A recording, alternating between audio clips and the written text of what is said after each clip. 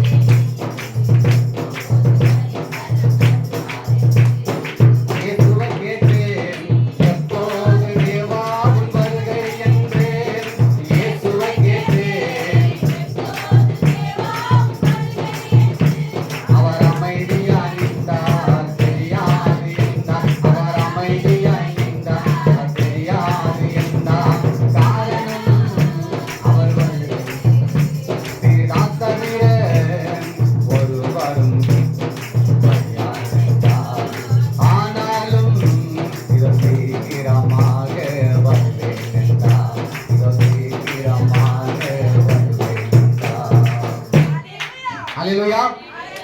சீக்கிரமா வர போறாரு. நீங்க சீக்கிரமா ரெடியா இருங்க. எப்ப வந்தாலும் நம்முடைய சபை ஆயத்தமா இருக்கணும். மானவடி சபையாய் காணப்பட வேண்டும். நீங்க விழிப்பா இருக்கணும், பரிசுத்தமா இருக்கணும், உண்மையா இருக்கணும், உத்தமா இருக்கணும். ஆண்டுக்கு பிரியமா இருந்தா நீங்க ரோட்ல போனாலும் போயிடுவீங்க, நீங்க கம்பெனி இருந்தாலும் போயிடுவீங்க, காலேஜ் இருந்தாலும் போயிடுவீங்க. ஆனா எல்லா இடத்துலயும் எப்படி இருக்க வேண்டும்? அவருக்கு பிரியமாய் காணப்பட வேண்டும். நேரடியாக ஆண்டு வார்த்தை கடந்து போகலாம். லூக்கா 19:10 வாசிங்க. எல்லாருக்கும் தெரிஞ்ச ஒரு காரியம் தான்.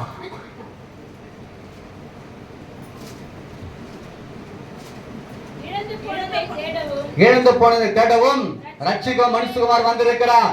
பிரியமான சகோதரன் சகோதரியே, ஐயா சொன்னது போல நான் அப்படியே உட்கார்ந்து இருக்கும் போது என்ன ஆண்டவரே அப்படியே மெசேஜ் வந்துகிட்டே இருக்குது. அதுதான் ஆண்டவர் என்ன பண்ணது, சில காரியங்களை உறுதிப்படுத்துவா. இதை இழந்து போய் வந்திருக்கலாம். ஒவ்வொரு குடும்பத்திலேயும் பல வித இழப்பு இருக்கும். கடந்த நாட்கள்ல பிள்ளைகளுக்கு ஃபீஸ் கட்ட முடியல, அந்த பிள்ளைங்க அப்படியே தவிக்கிறாங்க. என்ன பண்றதுன்னு சில வழி தெரியவில்லை. எங்க போய் கடை வாங்குறது, யாரு போய் கேட்கறது, என் பிள்ளைங்க படிப்பு கெட்டு போகுது என்று சொல்லி அவனை பண்ண அங்கலாய்க்கிறாங்க. ஆனா இழந்து போனதை தேட ஒரு ரட்சிக மனுஷன் வந்திருக்கிறான். இன்றைக்கு உன்னை தேடி வந்திருக்காருமா. நீ ஆண்டோட சொல்லி ஆண்டவரே எல்லாத்தையும் இழந்து போயிருக்கிறேன், என்கிட்ட எதுவுமே இல்லை. இந்த இடத்துல பார்க்கும்போது சகையை குறித்து சொல்லப்பட்டிருக்கிறது. அவன் ஆண்டவரை இழந்து போயிருந்தான், ரட்சிப்பை இழந்து போயிருந்தான். அவனுடைய நிம்மதி இல்லை, சமாதானம் இல்லை.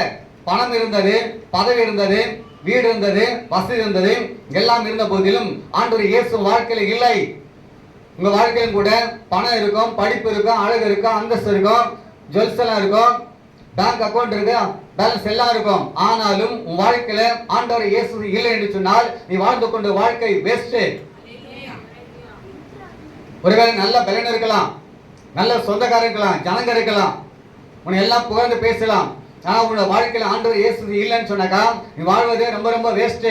அதெல்லாம் பிரியமானவர்களே, அங்க பார்க்கும்போது சகை இயேசு எப்படிப்பட்டவரோ என்றவரை பார்க்க வகை தேடினான். இன்றைக்கு ஆண்டவரை பார்க்க நீங்க வகை தேடுறீங்களா? எந்த வகையில அவரை கண்டுபிடிக்க முடியும், எந்த வகையில அவரை நாம் காண முடியும், பேச முடியும், பழக முடியும், நடக்க முடியும்? இனி ஆச்சு யோசனை பண்ணிருக்கீங்களா? இந்த ஆலயத்தில் வெளியே போகும்போது எல்லா கையிலும் செல்போன் ஆன் ஆயிடும். ஆண்டவர் யாரும் பார்க்கறது இல்லை. ஆண்டவர் இயேசு வருகிற நாட்கள்ல பிசாசு எல்லாரும் என்ன பண்ணுவான், நீங்க செல்போனே பார்த்துட்டு இருங்க. நம்முடைய பார்வை மேல் நோக்கி பார்வையா இருக்கணும். அதனால தான் பிசாசு பார்த்தா மேல் நோக்கி பார்த்தா பரலோகத்துக்கு போயிடுவீங்க, அதான் கீழே பார்த்துட்டுங்க. என்னமா யார் வராங்க போறாங்க தெரியல. செல்போன்ல அப்படியே முடிக்கிட்டாங்கன்னா நைட்டு 1 மணி 2 மணி வரைக்கும் அதே தான் இருக்கிறாங்க. அந்த நேரத்தில் தான் ஏசப்பா வரப்போகிறார். எந்த மாதிரி போவீங்க? நிறைய பேர் போக முடியாது. ஆகினால செல்போன்ல ஆழமா போகாதீங்க. செல்போன்ல பைபிள் இருக்கிறது, பாட்டு இருக்கிறது, செய்தி இருக்கிறது, அதெல்லாம் யாரும் கேட்கறது கிடையாது. திருட்டு தண்ணி தித்திக்குமா, அதனால திருடுதனமா பிள்ளைங்க என்ன பண்றாங்க, அப்பா அம்மாவுக்கு தெரியாம நீங்க உள்ள போயிட்டு எதையோ பார்த்துட்டு இருக்கிறீங்க. ஆனா இந்த இடத்துல பார்க்கும்போது இயேசு எப்படிப்பட்டவரோ, அவன் யார்? அநியாயமா வாங்கினது உண்டானால், அவன் அநியாயக்காரன் இருந்தாலும், அவன் அநியாயமாய் தங்கி ஜனங்களை ஏமாற்றி இருந்தாலும் அவனுக்கு கொடுக்கப்பட்ட நேரத்தை சரியா பயன்படுத்திக் கொண்டான். இன்னைக்கு எப்படியாச்சும் ஆண்டு நான் பார்த்து தான் வீட்டுக்கு போவேன்னு சொல்லி அவனுக்குள்ள ஒரு தாகம் இருந்தது. தாகமா இருந்தா நீ மறைந்திருந்தாலும் அங்க வருவார் ஆண்டவர். அவருடைய கண்களுக்கு மறைவான் எதுவுமே இல்லை என்று சொல்லி ஒரே ஒரு அழைப்பு அவனை தேடி வந்தார். இதான் பாருங்க, என்னை தேடி இயேசு வந்தார், எந்த வாழ்வை மாற்றி விட்டார் என்று சொல்லி பாடுகிறோம். உன்னை தேடி எதுக்காக வந்திருக்காரு? உன்னை மாற்றுவதற்காக, அவருடைய சாயலாய் தாங்க மாற்றி அவரை போலவே இருக்க வேண்டும் என்று சொல்லி விரும்பி உங்க நடத்தி கொண்டிருக்கிறார். ஆனா நீங்க என்ன பண்றீங்க? நாத்திகம் ஆவறீங்க, பாடுறீங்க, துதிக்க எல்லாம் பண்றீங்க. ஆனா ஊழியக்காரன் சொல்றதை எதுவுமே கேட்க மாட்டேன்றீங்க. உங்க இஷ்டம் போலதான் இருக்கிறீங்க. மனம் போன போக்கில் ஓடிக்கொண்டிருக்கீங்க. எங்களுக்கு எல்லாம் தெரியும், எல்லாம் தெரியும் சொல்லி நல்லா கவனித்துக் கொள்ளுங்க. எந்த மனுஷனுக்கு எல்லாம் தெரியும் சொல்றாங்களோ அவங்க எதுவுமே தெரியாதுன்னு அர்த்தம். யார் ஊழியக்கார வார்த்தை கீழ்ப்படிந்து நீங்க நடந்தாக்கா கண்டிப்பா ஆசிரமா இருப்பீங்க. ஊழியக்காரன் சொல்லும் போது கோபம், எரிச்சல், அந்த முணுமுணுப்பெல்லாம் இருக்கக்கூடாது. ஏன்னு சொன்னாக்கா உங்களுக்கு எங்க வார்த்தை நாங்க சொல்ல, பிதா எங்களுக்கு என்ன சொல்றாரோ ஆவி என்ன சொல்றாரு தான் உங்களுக்கு சொல்லி கொண்டிருக்கிறோம். அதை கேட்டீங்கன்னா கண்டிப்பா ஆசீர்வாதம் வரும். இப்போது எவ்வளவு பேர் திராணி ஜனங்க இயேசு சூழ்ந்திருந்தாங்க, ஆனா யார் வீட்டுக்கு இயேசு போகவில்லை.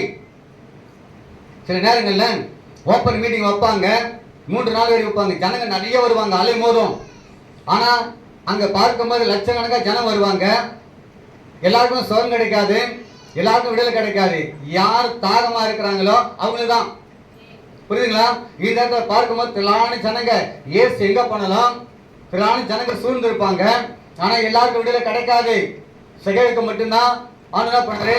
கிட்ட போயிட்டு சகேவை சீக்கிரமா இறங்கி வா, ஏற்கனவே லேட் பண்ணிட்டப்பா. அவன் என்ன பண்ண? அழைத்த உடனே சீக்கிரமா இறங்கி வந்துட்டான் பாருங்க. சீக்கிரமா இறங்கி வந்துட்டானா. இன்னைக்கு நான் வீட்டுல தங்கணும், என்னைக்காச்சும் ஆண்டு உங்க வீட்டுல தங்கி இருக்கிறாரா? சில வீடுகள் நிறைய வசனம் இருக்கும், ஜீசஸ் அந்த ஸ்டில் இருக்கும், எல்லாம் இருக்கும். ஆனா ஆண்டு இயேசு கிறிஸ்து உண்மையா அங்க இருக்க மாட்டாரு, படத்துல இருப்பாரு. சில இடத்துல பொம்மை வச்சிருப்பாங்க, அதெல்லாம் ஆண்டு வாசம் செய்ய மாட்டாரு. அவர் உனக்குள்ள வாசம் செய்யற தேவனா இருக்கிறார். இருக்காரா? இருந்தா கண்டிப்பா வீடு ஆசிரமா இருக்கும். வீட்டுக்கு சந்தோஷமா கூட்டு போனான் பாருங்க. அவனுக்கு ரட்சிப்பு கிடைத்தது. இறந்து போன அந்த ரட்சிப்பை பெற்றுக்கொண்டான்னு சொல்லப்பட்டிருக்கிறது. நம்பர் 1, சகேவுக்கு ஆண்டவர் ரட்சிப்பை தந்தார். அவன் எவ்வளவு பெரிய சந்தோஷம் பாத்தீங்களா? 4ஆம் வசனம் வாசிங்க. லூக்கா 19:4 மட்டும் வாசிங்க. கவனிங்க, ஓடணும், ஆண்டவர் நோக்கி சீக்கிரமா வரணும். சபை 8 மணி ஸ்டார்ட் பண்றாங்க. நம்ம என்ன பண்ணோம்? ஆண்டவரை நோக்கி ஓடி வரணும்னா சீக்கிரமா வரணும், லேட் ஆகக்கூடாது. இறங்கி வான்னு சொன்னோம். அவன் வெள்ளமா இறங்கல, வேகமா இறங்கி வந்தான். முன்பதாக ஓடி இப்ப தேவட ஆலயத்தை எதுக்கு வந்திருக்கிறீங்க? ஆண்டவரை பார்க்க வரணும். ஃப்ரெண்ட்ஸை பார்க்கறதுக்கு, சொந்தக்கார பார்க்கறதுக்கு இதுக்கெல்லாம் வரக்கூடாது. என் ஃப்ரெண்டு வருவா, அதுக்காக சில பேர் வருவாங்க. சில பேர் சொல்லுவாங்க எங்க சொந்தக்காரெல்லாம் வருவாங்க, ஒரே நேரத்தில் பார்த்துடுவேன். தேவட ஆலயத்துக்கு தேவனை பார்க்க நீங்க வர வேண்டும், வேற எதுக்காக வரக்கூடாது. வாசிங்க. இயேசு அந்த இடத்தில் வந்தபோது அண்ணாந்து பார்த்து அவனை கண்டு சகேயுவே, நீ சீக்கிரமாய் இறங்கி வா. பாருங்க, அந்த ஒரே ஒரு மனுஷன் தான் தகுதியாய் காணப்பட்டார். முழு உள்ளத்தோடு கூட ஆண்டவரை தேடினார். தேடும் பொழுது அவர் அங்க வந்துருவாரு. நீ உண்மையா இருந்தா நீங்க இருக்கிற இடத்துல அவர் வந்து ஒரு விண்ணப்பத்துக்கு பதில் தருவார். அவனுக்கு ரட்சிப்பு கிடைத்தது. அந்த வீடு தங்கி ரட்சிப்பில் வந்தது. அவனுக்கு சந்தோஷம், மகிழ்ச்சி காணப்படுதுன்னு சொல்லி பார்க்கிறோம். ஓகேவா? 2வது ஒரு காரணம் சொல்ல பாருங்க. இது புரியுதா உங்களுக்கு? 1 சாமுவேல் 30ஆம் அதிகாரம் 8 வாசிங்க. 1 சாமுவேல் 30:8. தாவீது கர்த்தரை நோக்கி, நான் அந்த தண்டை பின்தொடர வேண்டுமா, அதை பிடிப்பேனோ என்று கேட்டான். அதற்கு அவர், அதை பின்தொடர், அதை நீ பிடித்து சகலத்தையும் திருப்பிக் கொள்வாய் என்றார். கவனித்துக் கொள்ளுங்க. தாவீது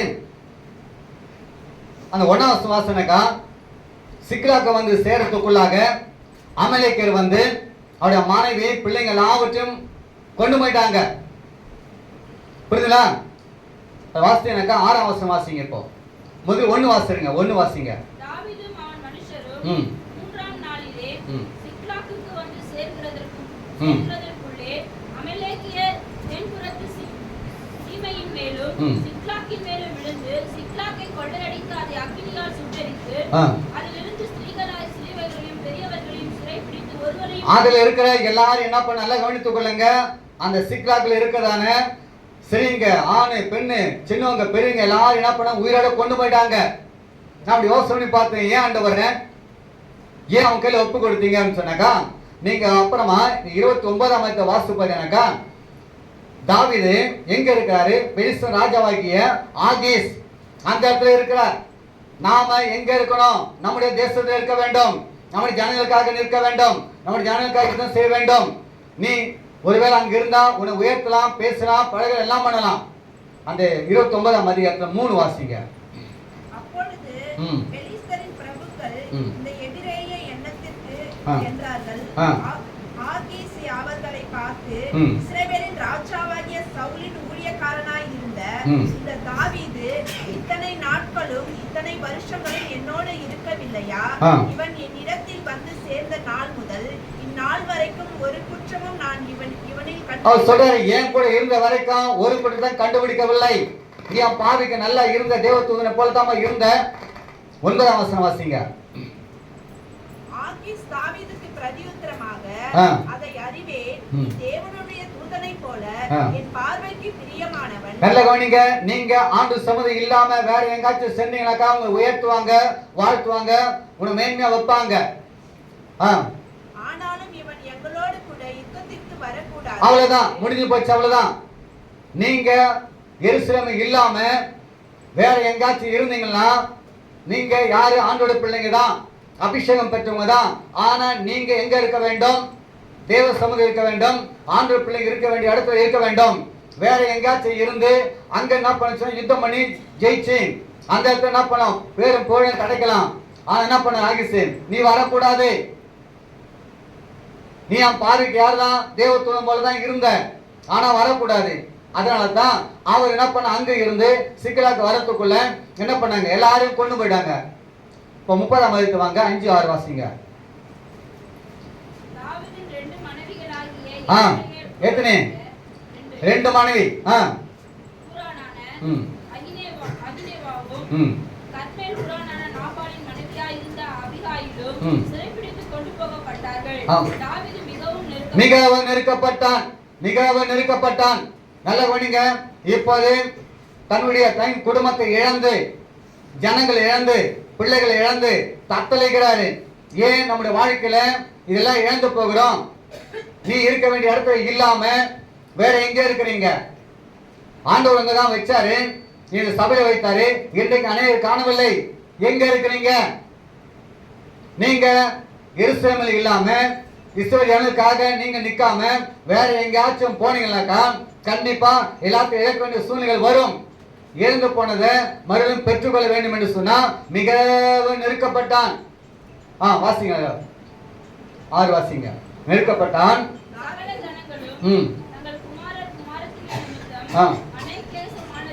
இப்ப என்ன வரங்க? கூட இருக்க ஜனங்க நல்ல கவனிங்க. நீங்க இருக்க வேண்டிய இடத்துல இல்லாம வேற எங்காச்சும் சென்று உங்களுடைய பலத்தையோ ஞானத்தை காண்பிச்சீங்கன்னாக்கா மனைவி பிள்ளைங்க மாத்திரம் இல்ல, சொந்த ஜனங்கள் என்ன பண்றாங்க? உனக்கு விரோதமாக எழும்புவாங்க. கல்லை எடுத்து வினப்பண்ண எரிய வேண்டும் என்று சொல்லி நினைப்பாங்க. நீ யாரையும் நம்பாத. ஐயா சொன்னாரு நான் வரும்போது, யாருமே நம்பிக்கை வைக்காதீங்க. என் சொந்தக்காரங்க, என்னுடைய தைக்கப்பா நாத்தனாரு, என்ன மூத்தாரு, என் ஓர வத்தின்னு சொன்னாக்கா வத்தி வச்சிருவாங்க. யாருமே நம்பிக்கை வைக்காதீங்க. உன் நம்பிக்கையெல்லாம் கண்மலையாக்கி கிறிஸ்து மேல மட்டும் வைங்க. வாசி மக்கள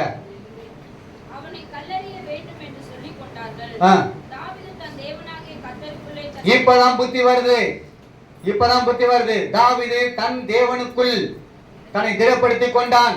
இனிமே மனுஷன் நம்புறது பிரயோஜனம் இல்ல. நம்பியாத ஜனங்களே எனக்கு விரோதமாக எழும்புறாங்களே என்று சொல்லி என்ன பண்றாரு? தன்னை திடப்படுத்திக் கொண்டான். இப்ப 8ஆம் வசனம் வாசிங்க.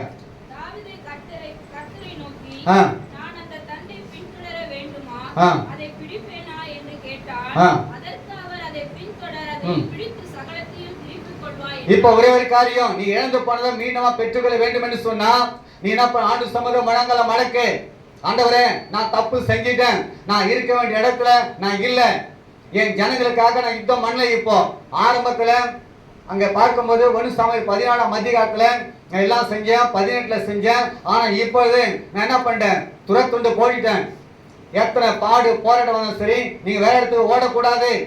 இந்த சபையில உங்களை கண்டிச்சு சொல்லும் போது, குத்தி சொல்லும் போது நீங்க இங்க தான் இருக்கணும். இதை விட்டுட்டு வேற அங்க போனீங்கன்னாக்கா மாறி மாறி மாறி மாறி போக கூடாது. அப்படி மாறி போனீங்கன்னாக்கா இழப்புகள் வரும். நம்ம சபையில கூட என்ன பண்றாங்க? வேற ஒரு சபைக்கு நீங்க போயிடுவீங்க. அந்த மாதிரி போனீங்கன்னாக்கா கண்டிப்பா ஆண்டவர் கணக்கு கேட்பாரு.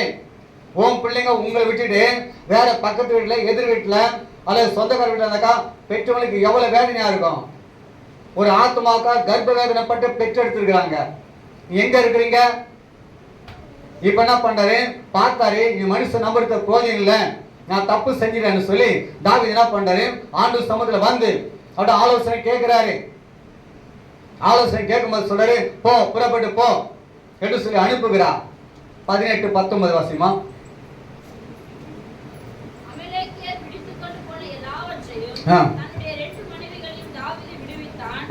அவர்கள் கொள்ளையாடி கொண்டு போன எல்லாவற்றிலும் சிறிதாகிலும் பெரிதாகிலும் குமாரத்திகளிலும் குமாரத்திகளிலும் ஒன்றும் குறைபடாமல் எல்லாவற்றையும் நல்ல வணிக இழந்து போன உன் குடும்பம், இழந்து போன சமாதானம், உன் தத்தளிப்பு மீண்டும் பெற்றுக்கொள்ள வேண்டும் என்று சொன்னா, ஆண்டவரே என்னுடைய மகன் தருதலையாய் சுற்றி கொண்டிருக்கிறான், என் பிள்ளைங்க கீழ்ப்படுத்து இல்ல, என் கணவர் என்ன சரியா கவனிக்கிறது இல்ல, கணவர் சொல்லுவாங்க என் மனைவி எனக்கு கீழ்ப்படுத்து இல்ல, பிள்ளைங்க மதிக்க மாட்டேன்றாங்க. எதுக்காக? நீங்க எங்க இருக்கிறீங்க அதான் கேள்வி. நீ யாருக்காக யுத்தம் பண்ணி கொண்டிருக்கிற? நீ எந்த இடத்துல ஐக்கியம் வச்சிருக்கிற அதான் கேள்வி. அதனால தான் எல்லாத்தையும் இழந்து போயிருக்கிறீங்க.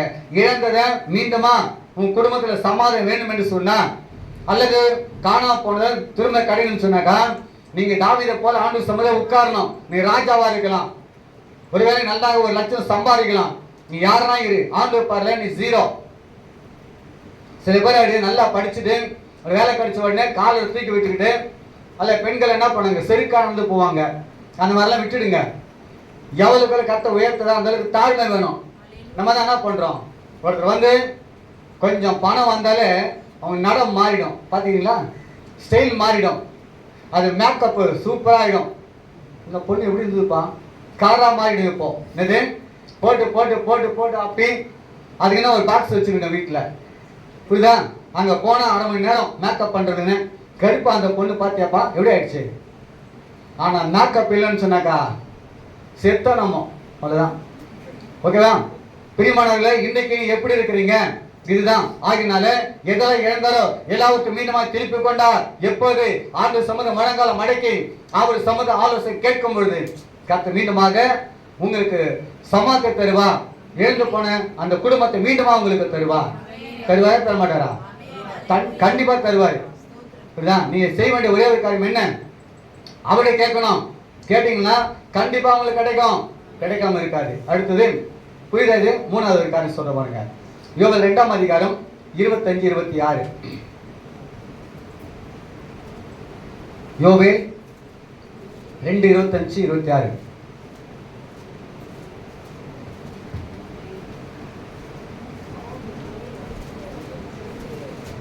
கன்வர்சினா ஓசியா பக்கத்துல வரும் பாருங்க. 2:25. வேற வச்சு தேட போறீங்க. உங்களிடத்தில் அனுப்பின என் பெரிய சேனையாகிய கிளிகளும் பச்சை கிளிகளும் முசுக்கட்டை பூச்சிகளும் பச்சை புல்லுகளும் பச்சித்த வருஷங்களின் விளைவை அப்படின்னா எல்லாத்தையும் இழந்து போயிருக்கிறீங்க, பொருள் எல்லாம் இழந்து போயிருக்கிறீங்க. இந்த நாட்களை பார்க்கும்போது முதல்ல சொன்னவங்களுக்கு குடும்பத்துல சமாதானத்தை இழந்து போயிட்டீங்க, இந்த இடத்துல பொருளாத்தை இழந்து போயிருக்கிறீங்க. எல்லாம் இந்த வருஷத்துல பிரதர் ஒன்றுமே இல்லை பிரதர், எல்லாம் இழந்துச்சு. ஒரே நேரத்துங்கள சாத்தா வந்து என்ன பண்ண, குடும்பத்துல ஒரு அட்டகாசம் பண்ணிட்டான். எல்லாம் இழந்து போயிருக்கிறீங்களா? யோபு 1ஆம் அதிகாரம் எடுங்க. 1:14 கொஞ்சம் வாசிங்க. ஒரு ஆள் அவரிடத்தில் வந்து எழுதுகள் விழுகிறபோது கழுதைகள் அவைகளின் பக்கத்திலே மீது கொண்டிருக்கையில் சபையே அவர்கள் மேல் விழுந்து அவைகளை சாய்த்துக் கொண்டு போனார்கள். அடுத்தது வேலையாட்களையும் பட்டய கருக்கினால் வெட்டி போட்டார்கள். நான் ஒருவன் மாத்திரம் தப்பி அதை உமக்கு அறிவிக்கும்படி வந்தேன் என்றார். அவன் இப்படி பேசிக் கொண்டிருக்கையில் வேறொருவன் வந்து வானத்திலிருந்து தேவனுடைய அக்கினி விழுந்து ஆடுகளையும் வேலையாட்களையும் சுட்டெரித்து போட்டது. அப்படியே நீங்க வீட்டு பண்ணி வாசித்து கொள்ளுங்க. அப்ப யோபு வாழ்க்கையில பார்க்கும்போது ஆடு மாடு கழுத ஒட்டகம் எல்லாம் போய்விட்டது. 11,000 மிருக ஜீவன்கள் ஒரே நாள் அவுட்டு. 10 பிள்ளைங்க இறந்துட்டாங்க, வேலைக்காரங்களை இறந்து போயிட்டாங்க, வீடு அழிந்து போனது, எல்லா விதமான தயங்கப்பாண்டு நிலங்கள் அழிந்து போனது, சரித்திர வியாதி, மனைவி தயங்கப்பாணி செத்துரு, சின்ன பிள்ளைங்க அசதியா பாக்குறாங்க, சிநேகிதர் பரியாசம் பண்றாங்க, பொருளாதாரத்தில் எல்லாம் நஷ்டம் நஷ்டம் நஷ்டம், எல்லாத்துக்கும் நஷ்டம். சில வீடுல போனாக்கா ஐயா எங்களுக்கு வியாதி மேல வியாதி, சரித்திரம் பிரச்சனை, குடும்பத்தின நெருக்கம், நான் இருக்கிறதா சாகிறதா என்று சொல்லி போராட்டமா இருக்கிறீங்களா? யோபு வாழ்க்கையில் அப்படிதான். உடம்பெல்லாம் பார்த்தனாக்கா பருக்கள். 2:7 கொஞ்சம் வாசிங்க. அப்பொழுது சாத்தான் கர்த்தருடைய சந்நிதியை விட்டு புறப்பட்டு யோபின் உள்ளங்கால் தொடங்கி அவன் உச்சத்தலை மட்டும் கொடிய பொருட்களால் அவனை பாதித்தான். இந்த நிலைமை நீங்க இருந்தா இந்த ஆண்டவன் தேவையில்லை, எதுவும் தேவைச்சுன்னா செத்துறேன். நான் எதுக்காக இருக்கணும்? நாற்றம் அடிச்சு மனைவி தயங்க மூக்க பிடிச்சுக்கிறா, என்னை மதிக்கல. 9ஆம் வசனம் வாசி. 9. அப்பொழுது அவன் மனைவி நீ இன்னும் உன்னுடைய உத்தமத்திலே உறுதியாய் எல்லாத்தையும் எழுந்து போன போதிலும் உத்தமத்துல உறுதியா இருக்கிறார். அதை கோடு படிச்சுங்க. உங்க வாழ்க்கையில வருகிற போராட்டம் பிரச்சனை எதுவா இருந்தாலும் நீங்க உத்தமத்துல உறுதியா இருக்க வேண்டும். என்றைக்கு அது ஆச்சும் கொஞ்சம் கஷ்டம் வந்தாக்கா முறுமுறுக்கிறோம், கொஞ்சம் கஷ்டம் வந்தா ஜெபிக்கிறது கிடையாது. கஷ்டம் வரும்போது நஷ்டம் வரும்போது தான் அதிகமா ஜெபிக்க வேண்டும். புரியுதுங்களா? வாசிமா. தேவனை துஷித்து ஜீவனை விடும் என்றால் தூசித்துனா தேவனை திட்டிடு. உனக்கு கண்ணு இருக்குதா மூக்கு இருக்குதா நீ எல்லாம் ஒரு கடவுளான்னு சொல்லி திட்டிடு செத்துரு. நல்ல வைஃப் இல்ல செத்துரு. நீ இருந்து என்ன பிரயோஜனம் எனக்கு? புரியுதா? ஏதாவது வியாதி நாற்றம் அடிக்குது, தோல் அழுகி போச்சு, பூச்செல்லாம் வருது, இனிமே நீ இருக்கிறது வேஸ்ட், செத்துரு.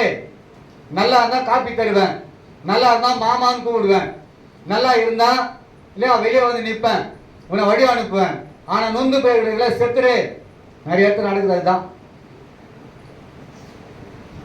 நல்ல வேலைன்னு வச்சுக்க போக வரும்போது இவனை கட்டிங்கன்னு நான் படுறேன் பாரு கஷ்டம், அவனை கட்டினா நல்லா இருக்கலாமே. இது மாதிரி என்ன வரக்கூடாது. உனக்குன்னு ஒருத்தர் நியமிக்கும் போது முழங்கால் மடிக்கு ஜெபிங்க. என்னங்க வாங்க ஒருமனப்படி ஜெபிப்போம், கர்த்தர் ஆசீர்வதிப்பார். அடுத்தலாம் பார்க்க கூடாது இல்லையா? உன்னை விட அவனை கட்டினா நல்லா இருப்பனே, அங்க போனதான் தெரியும். நல்லா அவனை அடிச்சு கும்பிடுவாங்க. எண்ணங்கள் செதறக்கூட ஒரே நிலையா இருக்கணும். ஆனா யோபுடைய வாழ்க்கையில பார்க்கும்போது மனைவி செத்துரு. அடுத்த வருஷம் வாசிங்க.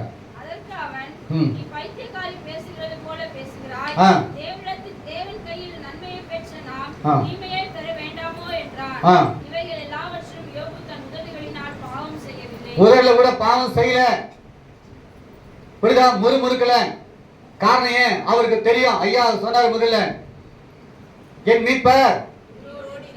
ஆமா, அவர் சொல்றாரு, நீ அதை கொன்று போனாலும் உமாதான் நம்பிக்கையாக இருப்பேன். இந்த மாம்சம் அழுகி போனாலும் நான் உமாதான் நோக்கி பார்ப்பேன். சொல்ல முடியுமா? இழந்து போன எல்லாவற்றையும் மீண்டுமா பெற்றுக்கொண்டது காரணம் என்ன? யோபு ஆண்டவரை கெட்டியா பிடித்திருந்தார். எனக்கு வசனம் ரொம்ப பிடிக்கும், அடிக்கடி சொல்லியிருக்கிறேன். யோபு 27:6.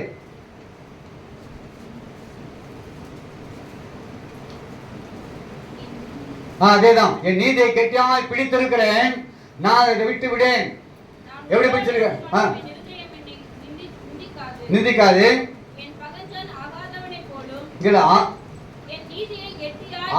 என் நீதி என்ன பண்ணி எப்படி பிடிச்சிருக்கிறேன்? கெட்டியா பிடித்து நம்ம என்ன பண்றோம்? இடத்துக்கு அது மாதிரி மாத்திக்கிறோம். ஆண்டவரே கொஞ்சம் வெயிட் பண்ணுங்கப்பா, விட்டுடுறோம். கெட்டியா பிடிக்கிறது கிடையாது. நம்ம தான் இஷ்டமா இருப்போமே. நம்ம யாரை பிரியப்படுத்துவோம்? மனுஷனை பிரியப்படுத்துவோம், சொந்தக்காரை பிரியப்படுத்துவோம்.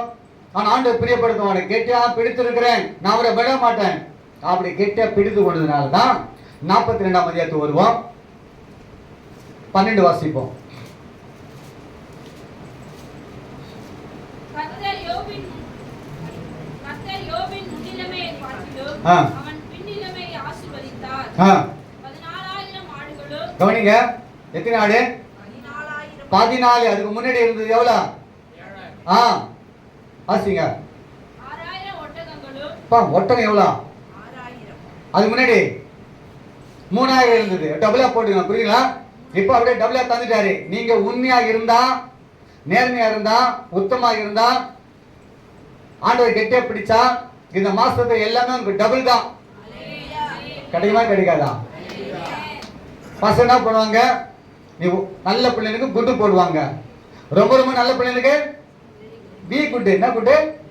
ஆமா, வெரி குட்டே போடுவாங்க. புரியுங்களா? அப்படி இன்னும் எனக்கு எக்ஸலண்ட். புரியுங்களா? ஆமா. அதனால பிரியமானவர்களே, இவருக்கே இரட்டிவாசம் கிடைக்கும் போது உங்களுக்கு கிடைக்காதா? கிடைக்குமா கிடைக்காதா? கண்டிப்பா கிடைக்கும். சொல்ல மாட்டேன்றீங்களே, சத்தமா சொல்ல. எனக்கு கிடைக்கும். என்ன கிடைக்கும்? அடி கிடைக்குமா? ஆசீர்வாதம் கிடைக்கும். சொல்லுங்க. எழுந்து போன ஆசீர்வாதத்தெல்லாம் மீண்டுமா இரட்டிப்பான பெற்றுக்கொள்வேன். இந்த மாசத்துல என்ன டேட்? இன்னைக்கு 14. இன்னும் இருக்கிற 5 நாட்கள்ல நீங்க தைரியமா இருங்க. இந்த மாசத்துல நான் இரட்டிப்பான ஆசீர்வாதத்தை பெற்றுக்கொள்ள போகிறேன். ஆனா என்ன பண்ணும்? நான் ஆண்டவரை கெட்டியா பிடித்துக் கொள்வேன். நான் வாசிமா. 1000 கழுதைகளும். எத்தனை கழுதை? முன்னாடி ஒரு இடத்துல குழந்தை பிறந்தது. எனக்கு தெரிஞ்சவங்க போய் பார்த்தேன், பேசிக்கிறாங்க. கழுத பால் என்ன கிடைக்குமா? என்ன பால்? எதுக்கு? ஆண்டவரை இயேசு ஏறி வந்த கழுதை.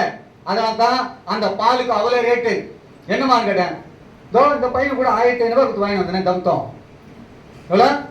1500 ரூபாயாம். கவுருண்டு நல்லா தேய்ச்சி விட்டேன் பாருங்க, குழந்தைக்கு ஊற்றுனேன். இன்னும் நோய் வராது.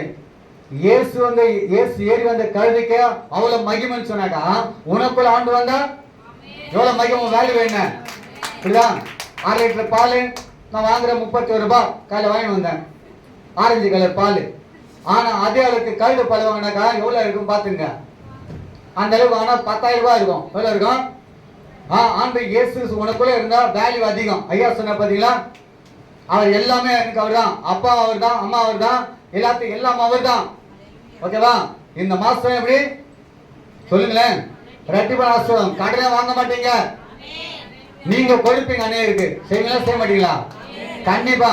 ஓகேவா? எழுந்து போன ஆசீர்வாதத்தை மீண்டுமா பெற்றுக்கொள்வீங்க. ஓகே, அடுத்த வருஷம் வாசி. கடைசி ஒன்று சொல்லிடுறேன், ஏன்னா எனக்கு பேசிட்டே இருப்பான் நான். 2 சாமுவேல் 11ஆம் அதிகாரம் எடுங்க. அதுல 1, 2, 3 வாசிங்க.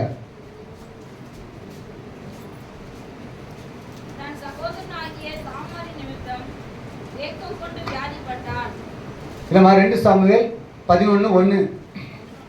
11:1.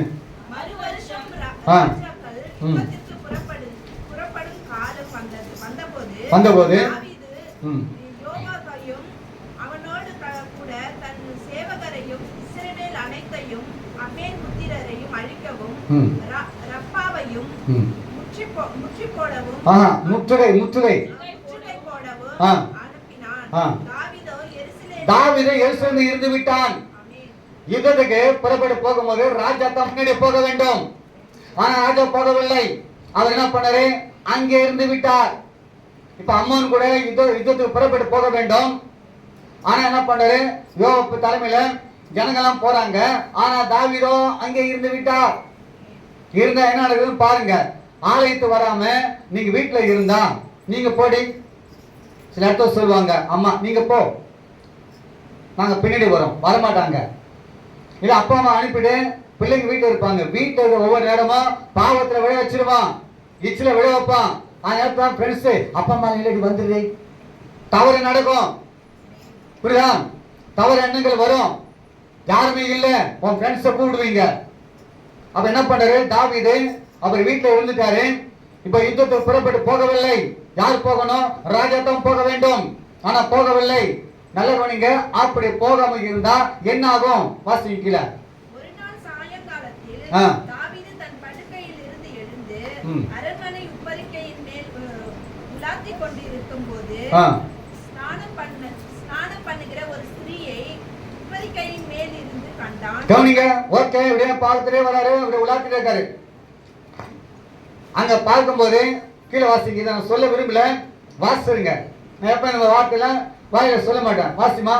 அந்த ஸ்திரீ வெகு சௌந்தரியவாதியா இருந்தா. நீங்க ஆலயத்து போகாம வீட்டுல இருந்தா இப்படிதான் ஏதாச்சும் ஒண்ணு தேடி வரும். புரியுதுங்களா? நிறைய பிள்ளைங்க, வாலி பிள்ளைங்களை வீட்டுல விட்டுட்டு வராதீங்க. வீட்டுல இருந்தா அவங்க என்ன பண்ணுவாங்க? ஃப்ரெண்ட்ஸுக்கு போன் பண்ணி அப்பா அம்மா இல்ல வந்துரு. அவங்க எத்தனை மணி வருவாங்க? 10, 11 தான் வருவாங்க. அது வரைக்கும் ஜாலியா இருக்கலாம். ஜாலி இல்ல, காலியா ஆயிடுவ நீ. நான் சொல்றது புரியுதுங்களா உங்களுக்கு? ஃபேமிலியா வாங்க, யாரை வீட்டுல விட்டுட்டு வரக்கூடாது. அவர் என்ன பண்ணாரு? வீட்டுல இருந்ததுனால ஒரு தங்க சம்பவம் நடக்குது. பிசாசு பார்த்தான், நீ உன் பெற்றுக்கொண்ட அபிஷேகத்தை நீ இழந்து போக போற. அந்த பெற்றுக்கொண்ட ஆசீர்வாதத்தை இழந்து போற நீ. புரியுதுங்களா? நீ அடி வாங்க போற. வாசி கீழே போ. அப்பொழுது தாவீது அந்த ஸ்திரீ யார் என்று விசாரித்து ஆள் அனுப்பினான். அவள் எலியாவின் குமாரத்தியும் எத்தியனான ஊரியாவின் மனைவியும். அது எத்தியன்கிறமா? ஏத்தியன் படிக்கணும். எத்தியனான ஊரியாவின் மனைவியுமாகிய பத்சேபாள் என்றார்கள். இது யாரு? ஊரியாவுடைய மனைவி, இன்னொருத்த மனைவி. முதல்ல பார்த்தாரு, கண்களிச்ச மாம்ச கண்களிச்ச மாம்சத்தை வரும்போது அடுத்து யார் தடையா இருக்கிறது? இந்த ஊரியா தடையா இருக்கிறாரு. புரியுதுங்களா? அதனால என்ன பண்ண, இவளை நாம் என்ன பண்ண அடைய வேண்டும் என்பதற்காக என்ன பண்றாரு? நல்ல ஒரு உத்தமன் 37 பராக்கிரமசாலியில இவர் ஒருவர், 30 மெய் காவலன், அவங்கள ஒருத்தர் தான் இவரு. நல்ல உண்மை உத்தமா இருக்கிறவரு. அப்படிப்பட்ட அந்த உரியாவை என்ன பண்றாரு? கவனிங்க, அந்த யுத்தம் நடந்து கொண்டிருக்கும் போது நான் வாசிக்கும் போது ரொம்ப கஷ்டமா இருந்தது. தாவீது அடிக்கணும் போல எனக்கு இருந்தது. இவ்வளவு உண்மை உத்தமா இருக்கிறேன், போ நீ போய் ரெஸ்ட் எடுத்துக்கோ. அவர் போகவே இல்லை. அவருடைய எண்ணம் ஃபுல்லா எங்க இருந்தது? ஏன் ஜனங்க யுத்தம் பண்ணும்போது நான் மட்டும் வீட்டில் ரெஸ்ட் எடுக்கணுமா? போகவே இல்லை. அதான் என்ன பண்றாரு? அந்த யுத்தம் மும்மரமா நடந்துட்டு இருக்கும்போது அவர் என்ன பண்றாரு? தொடர்ந்து வாசிங்க. அப்பொழுது தாவீது ஆள் அனுப்பி ஆ. அவளை அழைத்து வரச் சொன்னான். ம். அவள் அவனிடத்தில் வந்தபோது அவளோட சயனத்துக்கு பிற்பாடு அவள் தன் தீட்டு நீங்கும்படி அவ்வளவுதான். கொண்டு இப்ப என்னாச்சு? பரிசுத்த இழந்தாச்சு. இப்போ தீட்டு பண்ணிட்டாரு. இப்போ இப்ப என்னாச்சு? இன்னொருத்தர் மனைவி எடுத்துக்கொண்டார். எவ்வளவு பெரிய தப்பு நான் சொல்லிடுறேன் உங்களுக்கு. அதுவும் இல்லாம யோவாப் கிட்ட சொல்றாரு, படை தலைவங்கிட்ட, நீ என்ன பண்ணுச்சுனாக்கா இந்த உரியாவை யுத்தம் மும்மரம் நடக்கும்போது அவர் நிறுத்திடு, அவர் அங்க சாகட்டும். நல்ல ஒரு மனுஷனை கொண்டு போட்டாங்க. புரியுதுங்களா? இப்ப என்ன பண்ணுச்சுனாக்கா ஆண்டவர் தாவீதை விட்டு போயிட்டாரு. 12ஆம் அதிகாரத்துக்கு வருவோம். 9 வாசிங்க. கர்த்தருடைய பார்வைக்கு பொல்லாப்பான இந்த காரியத்தை செய்து அவருடைய வார்த்தையை நீ அசட்டை பண்ணினது அவருடைய வார்த்தை அசட்டை பண்ணினது என்ன? ஏத்தியனாகிய உரியாவை நீ பட்டயத்தால் மடிவித்து அவன் மனைவியை உனக்கு மனைவியாக எடுத்து. யாருடைய மனைவியா? நல்ல கவனிங்க. இன்னைக்கு அநேகர் என்ன பண்றாங்க? கண்டிச்சு விழுந்து போறாங்க. அழகா இருக்கிறாங்க, அழகு ஆபத்தை கொண்டு வரும். இனி அனைவரும் வாழ்க்கையில உன் கண்கள் உனக்கு இடர் உண்டாக்குன தரிச்சு போட்டுரு. கண்ணை பரிசுத்தமாக்கிக்க.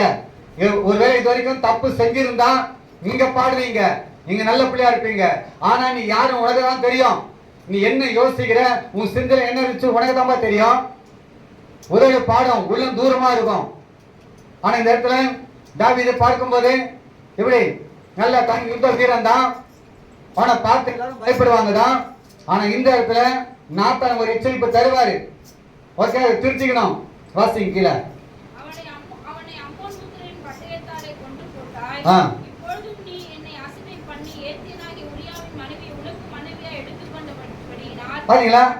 அவனை சாகடிச்சுட்டு நிறைய பேர் பேப்பர்ல படிக்கும் நியூஸ்ல வரும்போது என்ன பண்றாங்க? கள்ள தொடர்பு இதெல்லாம் என்ன பண்றாங்க?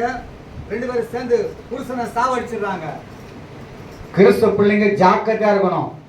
ஆண்டவர் கொடுத்த உன் கணவன் உன் மனைவியை நேசிங்க, அவட அன்பா இருங்க, பிள்ளைங்கிட்ட அன்பா இருங்க. அதை தான் செய்யணும். வேற எது என்ன பண்ண நீங்க இடக்கூடாது, இந்த பக்கம் அந்த பக்கம் சாயக்கூடாது. சரி, இதுக்கு என்ன தண்டனை? ஓகே, என்ன பண்ண? இழந்து போன இந்த பரிசுத்தம், இழந்து போன அபிஷேகத்தை. ஓகே, இழந்துட்டீங்களா? என்ன அடி கிடைக்கும்? 15 வாசிங்க. அப்பொழுது கர்த்தர் உரியாவின் மனைவி தாவீதுக்கு பெற்ற ஆண் பிள்ளையை அடித்தார். வியாதிப்பட்டு கேவலமாய் இருந்தது. அவ்வளவுதான், கேவலமா இருந்தது. அதுக்கப்புறம் வாசுவனாக செத்து போச்சு. அவ்வளவுதான், காப்பாற்ற முடியாது. பாவத்தின் சம்பளம் மரணம், பாவம் ஆத்மா சாகும். ஓகே, இப்போ கடைசி ஒன்று சொல்லி சங்கீதம் 51 எடுத்துங்க. இது மட்டும் சொல்லி நம்ம ஜெபம் பண்ணலாம். 2 வாசிங்க. சங்கீதம் 51:2. என் அக்கிரமம் நீங்க என்னை முற்றிலும் கழுவி. கவனிங்க, என்னுடைய அக்கிரமம் நீங்க முற்றிலும் கழுவி. என் பாவமறை என்னை சுத்திகரியும். கவனிங்க, சுத்திகரியும் அப்படின்னா அர்த்தம் இழந்து போன பரிசுத்தம். நல்ல கவனிங்க, இன்னைக்கு நீங்க பரிசுத்தம் இழந்து போயிருக்கீங்களா? பரிசுத்தம் இல்லைன்னு சொன்னா உன்னால ஜெபிக்க முடியாது. பரிசுத்தம் இல்லைன்னு சொன்னாக்கா உன்னால வேதத்தை வாசிக்க முடியாது. பரிசுத்தம் இல்லைன்னு சொன்னாக்கா ஆலயத்தை வர முடியாது. ஏன் வாலி பிள்ளைங்க ஆலயத்தை வர முடியும் சொன்னாக்கா இஷ்டமால திரிவாங்க.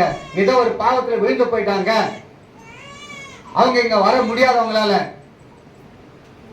உன் ஃப்ரெண்ட்ஸை பாக்குறீங்களே, என்னைக்காச்சும் கேட்டிருக்கீங்களே ஏன் ஆலயத்துக்கு வரல, அப்படியே காலியா இருக்குது, அவங்கள பாக்குறீங்க, என்னைக்காச்சும் போய் விசாரிக்கிறீங்களா ஏன் வரல, உங்க எங்கள என்ன ப்ராப்ளம் கேட்டிருக்கீங்களா? இல்ல, போய் விசாரிக்கணும். என்ன நினைக்கிறேன், பாஸ்டர் தான் போகணும். இல்ல, நீங்க போகலாம். ஏன் சகோதரா சகோதரி வரல? போய் பாருங்க, விசாரிங்க, விடாதீங்க. ஏன்னு சொன்னாக்கா ஆத்மா மிக முக்கியம். அது விளையாடப்பட்டதுன்னு சொல்லி பார்க்கிறோம். ஆத்மா ஆதாயப்படுத்தணும் ஞானவான். அதனால என்ன பண்ண போய் விசாரிங்க. வாசிட்டீங்களா? இப்ப 7 வாசிங்க. 51:7. நீர் என்னை ஈசோப்பினால் சுத்திகரியும். ஆண்டவரே, ஈசோப்பினால ரத்தத்தால என்னை சுத்திகரியும். அப்போது நான் சுத்தமாவேன். ஆண்டவரே, நான் செய்த தப்பு தான், இந்த ஒரே ஒரு தப்பு தான் அவர் செஞ்சாராம். இது அப்படியே வச்சுங்க. 1 ராஜாக்கள் 15:5 வாசிங்க. 1 ராஜாக்கள் 15:5. தாவீது ஏத்தியனாகிய ஆ ஊரியாவின் சங்கதி ஒன்று தவிர கர்த்தர் தனக்கு கட்டளையிட்டதிலே ம் தான் உயிரோடு இருந்த நாளெல்லாம் ம். ஒன்றையும் விட்டு விலகாமல் ஒரு தப்பு செஞ்சாலும் நல்லவனிங்க, ஒன்று தவறினாலும் எல்லாவற்றையும் தவறுகிறான். ஆனா பிரியமானவர்களே, ஒன்று தானங்க செஞ்சேன், மற்றவங்க போல என்ன இவ்வளவு தப்பா செய்யறேன், ஒன்று செஞ்சதுக்காகத்தான் இவ்வளவு தண்டனை. அதுக்காகத்தான் தாவீது சங்கீதம் 51 கதறாரு, ஆண்டவரே ஈஸ்வரனை கழுவுங்கப்பா, என்னை சுத்திகரிங்க, நான் இழந்து போனேன் அந்த ரட்சிப்பு, இழந்து போன பரிசுத்தம் என்னை மீண்டுமா தாங்க. 11:12 வாசிங்க. அதுல 51 11:12 உமது சமூகத்தை விட்டு என்னை தள்ளாமலும் என்னவா கவனிங்க. ஆண்டவர் கொடுத்த ரட்சிப்பு, ஆண்டவர் கொடுத்த அபிஷேகம், ஆண்டவர் கொடுத்த பரிசுத்தை இழந்துட்டீங்கன்னாக்கா ஆண்டவர் தள்ளிடுவாரு. நீ எனக்கு பிரியமானவன் கிடையாது, போ. உமது பரிசுத்த ஆவியை என்னிடத்திலிருந்து எடுத்துக்கொள்ளாமலும் என்ன ஆவி? பரிசுத்த உனக்குள்ள இருந்தாதான் சகல சத்தியத்தை வழி நடத்துவார். எங்க போகணும், எங்க போக கூடாது இல்லையா, எந்த இடத்துக்கு யுத்தத்தை போகணும், ஆண்டவனுக்கு ஆலோசனை கொடுப்பாரு. எடுத்தாச்சு இப்போ. உமது ரட்சணியத்தின் சந்தோஷத்தை திரும்பவும் எனக்கு தந்து எதியா நல்லவனுக்கு எது சந்தோஷம்? பெற்றுக்கொண்ட தங்க ரட்சிப்பு, பெற்றுக்கொண்ட பரிசுத்தம், பெற்றுக்கொண்ட அபிஷேகம் தான் உனக்கு சந்தோஷத்தை கொடுக்கும். இழந்து போயிருக்கீங்களா? அருமையான தம்பி தங்கச்சிங்களே, சகோதர சகோதரி, ஏதோ ஒரு காரியத்தை இழந்து போயிட்டீங்க, பரிசுத்தை இழந்து போய் நிற்கிறீங்க, அபிஷேகத்தை இழந்து போய் நிற்கிறீங்க, ஞானஸ்தானத்தை பெற்றோம் ஞானமா இல்லாம நீங்க இருக்கிறீங்க. ஓகேவா? அது என்ன பண்ணுச்சுனாக்கா, திரும்ப எனக்கு தாங்க, அந்த உற்சாகமான ஆவி என்னை தாங்கும்படி செய்யுங்கப்பான்னு சொல்லி கெஞ்சிறாரு. அதனால இந்த நாட்கள்ல இந்த காலையில எதை இழந்திருக்கிறீங்க? பிள்ளைங்கள்லாம் சபையில நன்றா பாடுவீங்களே, நல்ல உற்சாகமா இருப்பீங்களே, அந்த உற்சாகத்தை இழந்து போயிருக்கிறீங்களா? நீ விழுந்து போறதுக்கு காரணம் என்ன? நீ ஏன் பின்வாங்கி போற? ஏன் சோர்ந்து போறீங்க? ஏன் உங்களுக்குள்ள ஒரு வல்லமை காணப்படல? உங்களால எழும்ப முடியல? ஏன் காலியா இருக்கிறது? நீங்க பெற்றுக்கொண்ட இந்த ரட்சிப்பை காத்துக்கிட்டா தானா வருவாங்க. ஆட்கள்லாம் வருவாங்க, வர மாட்டாங்களா? கண்டிப்பா வருவாங்க. ஆணுடைய கேளுங்க, ஏசப்பா நான் ஒரு நாட்கள்ல வல்லமையா இருந்தேன், மற்றவங்க பார்க்க கூடாது, என்னை திட்டுறாங்க, பேசுறாங்க, முறுமுறுக்கிறாங்க. நல்லா கவனித்துக் கொள்ளுங்க. முட்கள் மத்தியில தான் ரோஜா இருக்கும், முட்கள் மத்தியில தான் லீலி புஷ்பம் இருக்கும். அப்போ முட்கள் மத்தியில ஆன்மா வைத்திருக்கிறான். எதுக்காக? நீ அழகா இருக்கணும், முள்ளடி பார்க்க கூடாது. புரியுதா? உனக்கு கொடுத்த கிருபை நீ பயன்படுத்த வேண்டும், உன்னோட வாசனை எல்லாருக்கும் நீ காண்பிக்க வேண்டும். பாட கிருபை இருக்குதா? தப்பா இருந்தாலும் பரவாயில்ல, பாடுங்க. ராக இல்லைன்னா பரவாயில்ல, பாடுங்க. நான் கூட பாடினேன். என்னன்னு சொன்னாக்க, எனக்கு ராக இல்லைனாலும் பாடுவேன். நீங்க நல்லா பாடுறீங்க, அழகா உங்களுக்கு நல்ல குரல் எழுத்து கத்தர் கொடுத்துருக்கிறான். புரியுதா? மற்றவங்க கிண்டல் பண்ணுவாங்க, இது ஆரம்பம் அப்படிதான் இருக்கும். நீங்க அதை காதுல வாங்காதீங்க, பாடுங்க, கொடுத்த கிருபை பயன்படுத்துங்க. நான் அடிக்கடி சொல்லுவேன், சண்டே கிளாஸ் நடத்துங்க, விபிஎஸ் நடத்துங்க, வாலிப பிள்ளைகளை என்ன பண்ணுங்க, கைட் பண்ணுங்க, லீட் பண்ணுங்க. ஓகேவா? இதெல்லாம் பண்ணீங்கன்னா கண்டிப்பா நடத்துவாராம். ஓகேவா? அதனால தாவீது எழுந்து போன எல்லாத்தையுமே நம்ம பெற்றுக்கொண்டா. அப்போ சில 13:22 மட்டும் வாசிங்க. 13:22 அப்போ சிலர் பின்பு அவர் அவனை தள்ளி தாவீதை அவர்களுக்கு ராஜாவாக ஏற்படுத்தி ராஜாவாக மீண்டுமாக என்ன பண்றாரு? ராஜாவாக ஏற்படுத்தி ஈசாயின் குமாரனாகிய தாவீதை என் இருதயத்திற்கு இப்போ என் இருத்துக்கு ஏற்றவனாக கண்டேன். நீங்க பாவ அறிக்கை செஞ்சிட்டீங்கன்னா, செஞ்ச பாவத்தை மறைக்க கூடாது, எண்ணங்கள் செதறக்கூடாது, அலைப்பாய கூடாது. ஊழியக்காரன் சொன்னாக்கா எதுக்கு வச்சிருக்காரு? நான் வசனம் சொல்றோம், கண்டிச்சு தான் சொல்ல வேண்டும். இப்படி போகாதீங்கம்மா, பள்ளம் இருக்குது, அங்க போகாதீங்கம்மா, நோய் பரவுது சொல்லுவோம். நீங்க திருத்திக்கணும், கோவப்படக்கூடாது. கோவப்பட்டா உங்களை நீங்களே உருக குத்திக்கிறீங்கன்னு அர்த்தம், கல்லை எடுத்து காயப்படுத்தின்னு அர்த்தம். ஷாக்கத்தை இருந்துங்க. என் இருதயத்தை கண்டேன். சுத்தமானவைகள் எல்லாம் ஆ. அவன் செய்வான். இனிமே முன்பு அவரை நினைச்சு ஆண்டவரே உமக்கு சித்த நான் இருந்தேன். பெலிஸ்தர் யாரு? விருத்த சேதம் இல்லாதவங்க. அங்க போய் அவங்க யுத்தம் செஞ்சுட்டு இருந்தேன். எங்க போய் எங்க யுத்தம் செய்றீங்க? நீயோ மறுபடியும் இங்க வந்தேனாதான் அவர் சொல்றாரு, என் இருத்து கேட்க கண்டேன், எனக்கு சித்தமா தானே செய்யணும். அவர் சித்தமா என்ன? ஆத்மா ஆதாயப்படுத்து, அவங்களுக்காக செதி, சபைக்காக நில்லுங்க, வாங்க இதுக்குள்ள வாங்க, சாவியை கேளுங்க, திறந்த மணிக்கணங்க செபிங்க, செபிக்கத்தான் வரணும். இந்த நேரத்தில் வீண் வார்த்தை பேசக்கூடாது, தேவை வார்த்தை பேசக்கூடாது. நீங்க ஓகேவா இருந்தீங்கன்னா கண்டிப்பா நீ எழுந்து பண்ண எல்லா காத்தையும் பெற்றுக்கொள்வீங்க. அப்படியே கண்கள் மூடுவோம். நல்ல ஆண்டவரே, உங்களுடைய பிள்ளைங்க மத்தியில் பேசியிருக்கிறீங்க. வந்திருக்கிற வாலி பிள்ளைங்க ஒருவேளை ஏதாச்சும் எழுந்து போயிருந்தா இந்த நேரத்தில் உங்களுடைய சமூகத்தை ஓடி வந்து ஆண்டவரே என்னை ஈசோப்பு நான் கழுவும் என்று சொல்லி உங்களுடைய சமூகத்தில் கெஞ்சி கேட்கட்டும். ஐயா, நீங்க இரக்கமுள்ள தேவனை இருப்பதனால நீங்க கண்டிப்பா உங்களுடைய பிள்ளைக்கு மனம் இறங்கி உதவி செய்யப்படுற கிருபைக்கு நன்றி செலுத்துகிறோம். இப்போது இந்த பிள்ளைங்க போகும்போது அன்றைய தேவன் சந்தோஷம் மகிழ்ச்சியா போக உதவி செய்யும். இந்த மாசம் தேவலாம் சந்தியும் சமாத்திற்கு சாட்சியம் இயேசு நாமத்துக்கு தாவே.